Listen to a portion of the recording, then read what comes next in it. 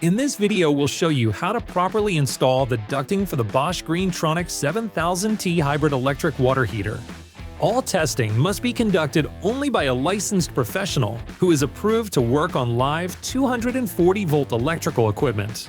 Before carrying out any service on the Bosch GreenTronic 7000T, ensure that all power to the product has been turned off.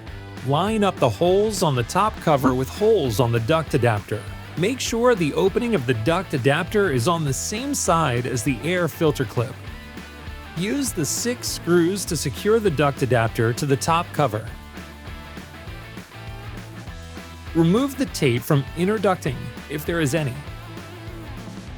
Place the inner metal ring from the ducting around the duct adapter.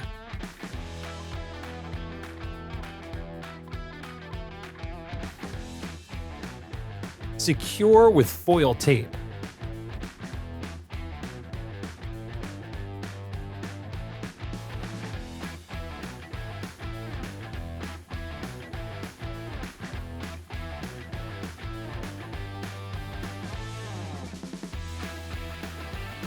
Pull the outer layer of duct adapter down over the duct adapter. Repeat steps for the side duct adapter.